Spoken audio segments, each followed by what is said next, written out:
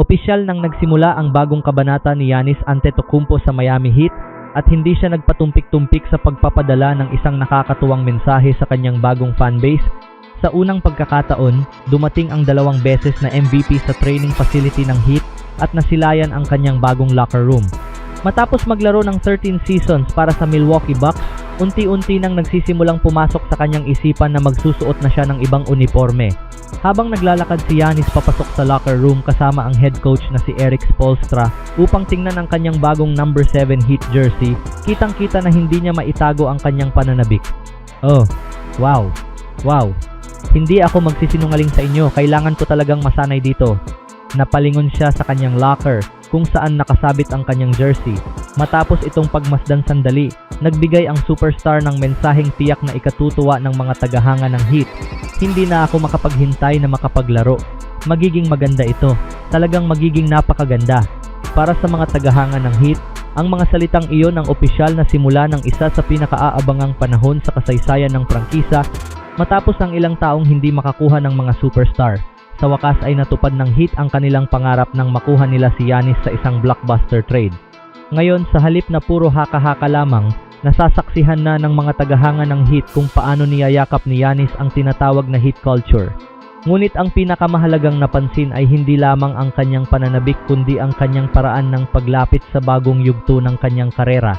Sa halip na maglibot lamang sa pasilidad at magpakuha ng litrato, hindi nag-aksaya ng oras si Antetokounmpo at agad na nagsimulang magtrabaho.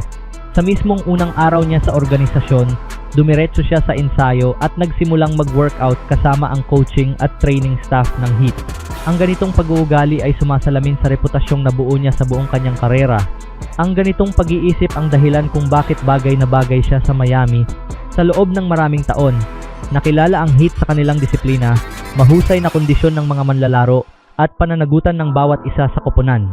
Sa ilalim ni Pat Riley at Erik Spoelstra, ang Heat culture ang naging pangunahing pagkakakilanlan ng prangkisa. At batay sa unang araw ni Giannis, mukhang hindi na siya mangangailangan ng mahabang panahon upang makapag-adjust. Napakataas ng mga inaasahan ngayon sa Miami Heat. Kakailanganin pa rin ni Giannis ng kaunting panahon upang masanay sa bagong sistema at makabuo ng magandang chemistry kasama ang kanyang mga bagong kakampi. Ngunit sa nakita sa kanyang unang araw, malinaw na sabik na siyang simulan ang prosesong iyon. Para sa mga tagahanga ng Heat, simple man ang unang araw na ito, napakalaki ng naging epekto nito. Kung pagbabatayan ng kanyang unang araw, mukhang napakaganda ng naging simula ng pagsasama ng Miami Heat at ni Giannis Antetokounmpo. At batay sa sarili niyang mga salita, ang pinakamagagandang sandali ay darating pa lamang. Samantala, sa kanyang unang pampublikong pagharap mula nang ipaalam niya sa Los Angeles Lakers na aalis siya upang sumali sa ibang koponan bilang isang free agent, hindi isiniwalat ni LeBron James ang kanyang desisyon noong Huwebes sa isang live recording ng kanyang podcast sa Fanatics Fest, ang taunang sports lifestyle festival. Hindi naman ibig sabihin na hindi sinubukan ni Tyrese Haliburton, ang guest co-host ng podcast na Mind the Game kasama ang mga manonood na makuha ang sagot mula sa kanya. May desisyon pa bang kailangan mong gawin? Tanong ni Haliburton ilang minuto pa lamang matapos magsimula ang programa sa harap ng humigit kumulang 5,000 kataong nagtipon sa harap ng entablado sa Javits Center. Hindi nagpabigay si James. Pinag-usapan na natin ito sa likod, Res, sabi ni James, na muling iginiit na hindi niya ibubunyag ang kanyang susunod na koponan sa naturang programa. Okay, kasalanan ko, sagot ni Haliburton. Hindi ko alam kung gusto mong, okay, hindi ko na lang itutuloy. Ipinahiwatig naman ni James na malapit na niyang ihayag ang kanyang desisyon. Hindi ko na kayo paghihintayin ng matagal pa, aniya. Mula nang ipaalam ng ahente ni James at CEO ng Clutch Sports na si Rich Paul sa Lakers, mahigit 2 linggo na ang nakalipas na aalis na si James. Maraming koponan at mga manlalaro ang nanligaw sa 41.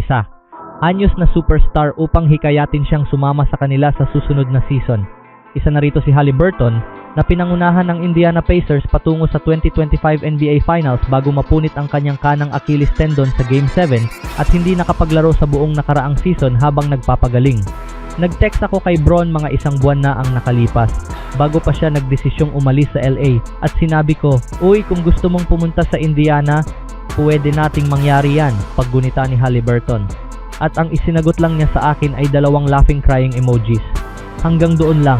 Kaya mula noon, tumigil na ako sa paghikayat sa kanya bilang free agent. Hindi ko alam kung mangyayari iyon sa Indiana.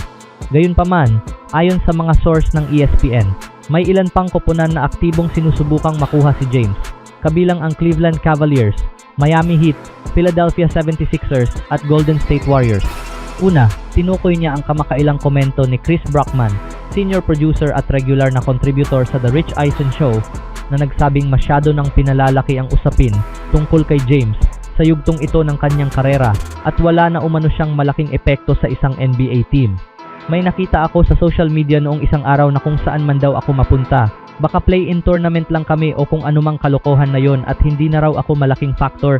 Sabi ni James, naiintindihan ko rin naman iyon, dagdag motibasyon lang.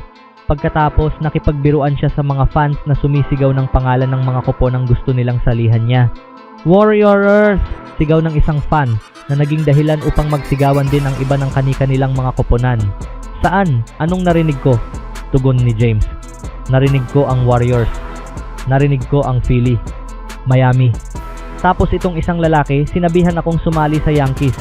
Ang pinakadetalyadong sagot niya tungkol sa proseso ng kanyang pagdedesisyon ay ibinigay bilang tugon sa tanong ng isang 11 taong gulang na batang si Eli mula sa Queens na tumayo mula sa kanyang upuan at lumapit sa entablado upang tanungin si James tungkol sa free agency. Napakagandang tanong niyan at may ilan sa media na narito na dapat matuto sa iyo, iho, sabi ni James. Ano ang nararamdaman ko tungkol sa free agency? Siyempre, napakalaking desisyon nito. Ito ang ika-4 na beses sa aking karera na naging free agent ako. Kaya malaking desisyon ito hindi lang para sa akin kundi para rin sa aking pamilya. Lalo na ngayong nasa huling bahagi na ako ng aking karera at iniisip ko kung saan ko gustong gugulin ang mga nalalabing taon ko. Saan man ako mapunta, mag-iiwan ako ng aking marka dahil likas akong leader. Susubukan kong umangkop sa kahit anong koponan ang salihan ko. Pero ibibigay ko rin sa kanila ang lahat ng aking kakayahan at lahat ng kaalamang natutunan ko sa loob ng nakaraang 23 years. Kilala ko ang laro. Alam ko ang bawat detalye ng basketball. Shoutout sa dati kong koponan. 8 magagandang taon ang ginugol ko sa Los Angeles Lakers, sabi ni James. Isa ito sa mga pinakamatatag at pinakamakasaysayang prangkisa sa buong mundo. Shoutout kay Jeannie Bass sa buong pamilya Bass, kay Rob Pelinka sa lahat ng coach na naging coach ko roon, sa lahat ng naging kakampi ko. Talagang mamimiss ko silang lahat. Napakagandang paglalakbay iyon at inaabangan ko na kung ano ang susunod habang papalapit ako sa huling yugto ng aking karera. Habang ibinibigay ni James ang kanyang mensahe tungkol sa Lakers, nakaupo naman sa unang hanay sa harap ng entablado ang dati niyang coach at co-host sa Mind the Game na si JJ Redick. Kaya saan man ako mapunta ngayong taglagas, sana kung tunay kayong tagahanga ni Lebron mula pa noong umpisa, samahan ninyo ako roon, sabi ni James. At kung tunay naman kayong hater ni Lebron, ganoon pa rin naman ang gagawin ninyo, kaya inaasahan ko rin kayong makita. Pero magiging masaya ito, talagang magiging masaya. Bagay na hinihiling ni Lebron saan man siya magtungo at magretiro. Saan man ako mapunta, gagawin ko lang ang pinakamagaling kong gawin. Sa tingin nyo kay Lebron, mga kaibigan?